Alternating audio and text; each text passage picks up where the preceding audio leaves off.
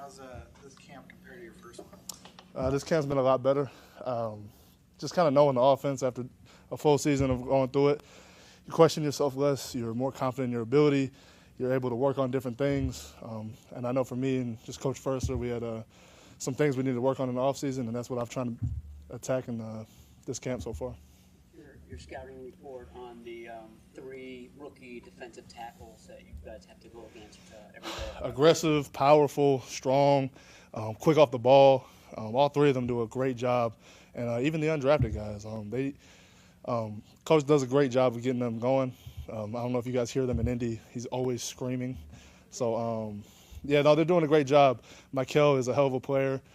He is what they drafted. They got what they were looking for out of him. CJ, very powerful person, can shed a block very easily. He's just got to get comfortable within the defense. And Alfred is just like the largest person ever. So he's just a problem. He's going to take up 2 people all the time. And he's hard to move, man. So you go against Michael a lot when passing downs when he's rushing from inside. Yeah, man. So they do a good job of bringing him on 3rd down and making him a 3-tech or a 4-high. So we've gotten some good reps against him. He's solid, man. When did you stop being a rookie last year? Never. Yeah, never. No, the vets do a good job of making sure, I know I'm still a rookie.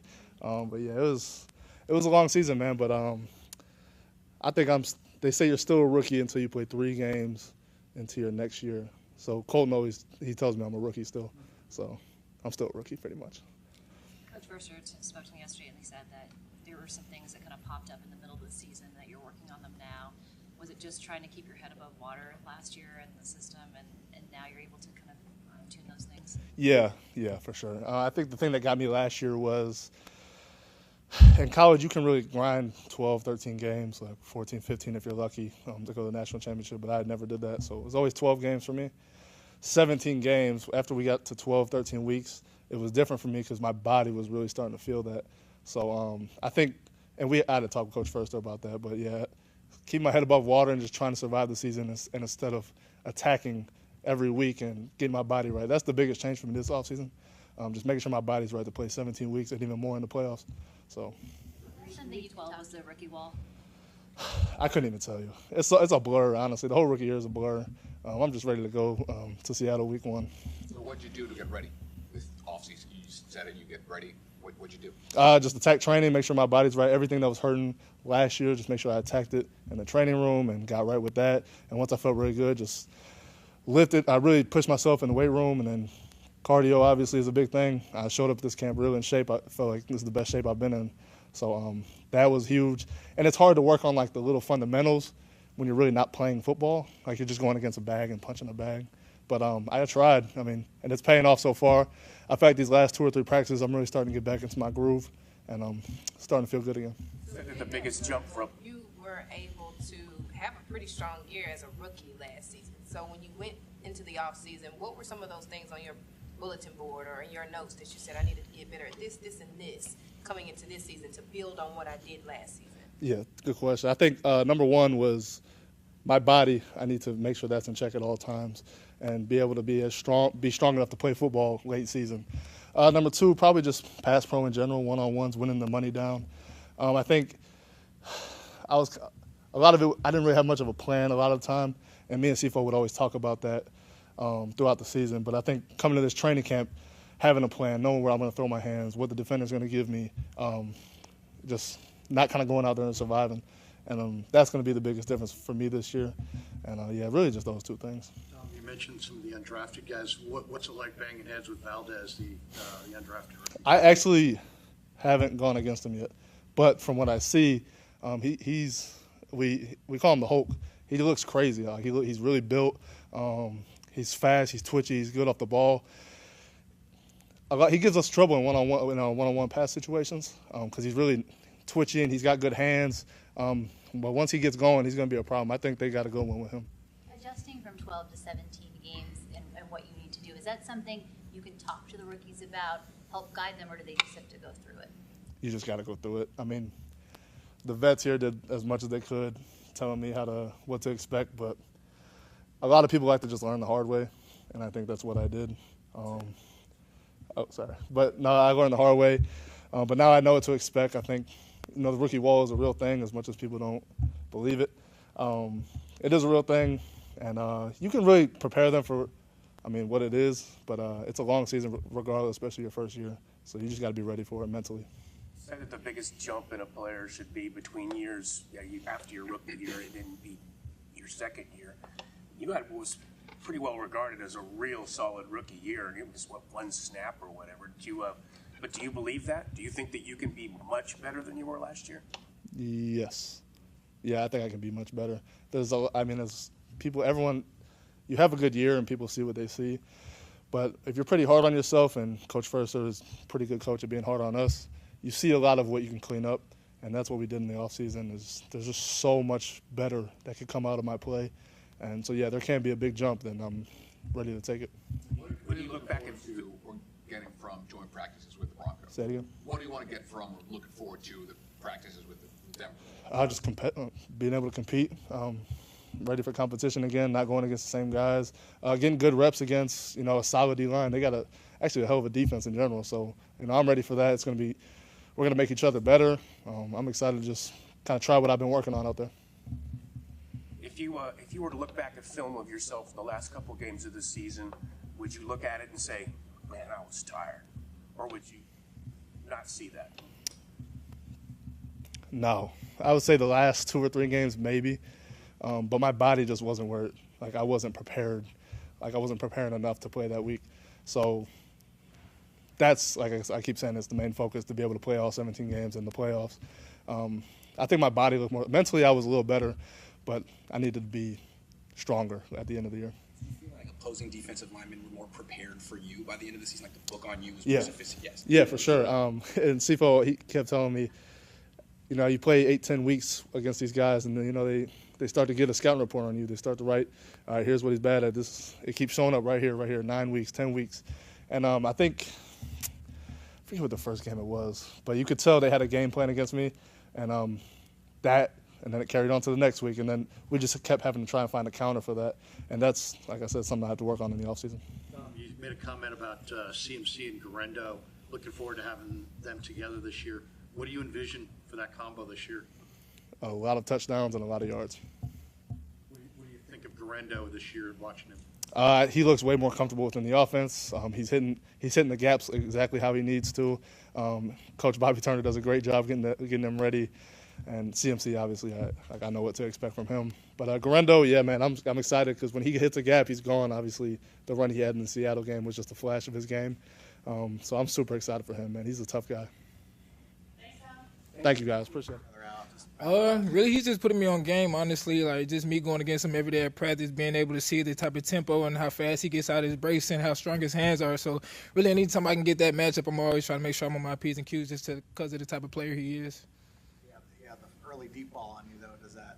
Yeah. That's why it's like I just got to have a short memory and just get ready for the next play because, yeah, he's a good player. So, it's like I always got to make sure I'm on my game because I know he's going to bring his best every time he line up.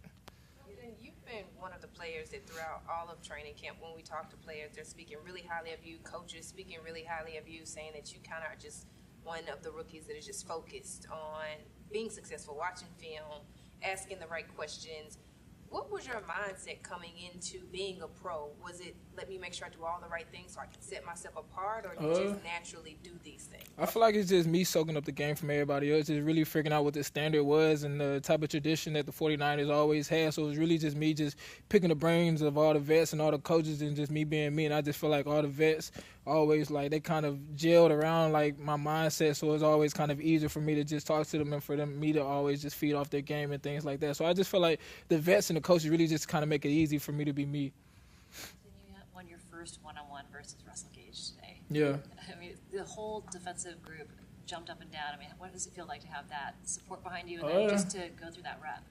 Honestly, amazing just because, like, all the guys, like, one-on-ones, it's, like, it's for the receivers, but everybody know, like, we always got to get our little win. So it's, like, going against a dude like Gage who's, like, a real vet. So it's, like, anytime he's going up there, I'm trying to hurry up and get the best of him and, like, or get any type of rep I can against him just because I know with the type of mentality he's going to come to the line. So it's, like, I know if I can get a win against him, then I know it's, like, okay, I might be doing something good. So me seeing after the play, me seeing all the guys rally behind me, it was real turn. It was real fun at that time. We always light up against him with one-on-ones. Yeah, always. Just cause the type of release package he has, and just the type of how savvy he is as a receiver. And I know like I won't get that from a lot of other receivers. So it's like I'd rather just try to go against the best of the best every time. You have to talk to the coaches about making sure that was the lineup, that's who you're going up against. No, it was just really like something like it's just a competitive thing, like just seeing like what's the work out there, and just really just anybody who goes up there, like I'll line up against them. But it's like somehow after everybody goes, and me and him always just end up going back against each other again. What's that relationship been like with him? Oh, it's been competitive. You know, he wins some. Sometimes I might win a couple, but it's like he been winning, so it's like it's been fun. Really, just trying to soak up as much game as I could against the vets, and really just seeing how I'm matching up against everybody. So it's been fun. When it comes to You talk about the vets, and you got Fred Warner behind you. Yeah. Sometimes Nick Bosa right next to you. Yeah. What is that like for a rookie to see that? I mean, it's fun because like these were the people I was been looking up to playing Madden with for years. So it's like now it's kind of like I got to make sure I'm on my P's and Q's, so I'm not letting the guy next to me down. And like being at nickel, me and Fred's talking almost every play, so I got to make sure I'm on my P's and Q's because the last thing I want to do is let one of the vets down. You reached out to K1 Williams. Yeah. Can you tell us about that? Really just reaching out to him just so I could just pick his brain and see like how he played, a lot of concepts, technique, and things like that. Really just trying to figure out like how I could be the best me, but always knowing like what the standard was before I came in. I just want to see what the standard was and see if I could try to surpass that standard. Where does your competitive edge come from? I guess since I was young, just a lot of doubt that I always heard and just things like that. Always the outside noise. So I always felt like I always kept that chip on my shoulder because always the I'm gonna prove you wrong chip. Are you as competitive in playing Madden and anything you do? I'm or is it competitive. mostly a I football? don't know what I'm a competitive in anything. Like we could be playing chess, we could be walking down the hall, we can be going to the groceries. I'm gonna be competitive. It don't matter what it is. I'm gonna be competitive at it. And the cornerbacks have a lot of different personalities. What's the vibe in that room like? It's a great vibe. I don't go in there one day like I don't go in there one day without just laughing and just without just enjoying the time with the boys. It's a great atmosphere every time I walk into the facility. Just being in team meeting, or DB meeting, special teams meeting, or just out there on the field. So I feel like it just fits me. It's my type of vibe, and everybody just gels along good.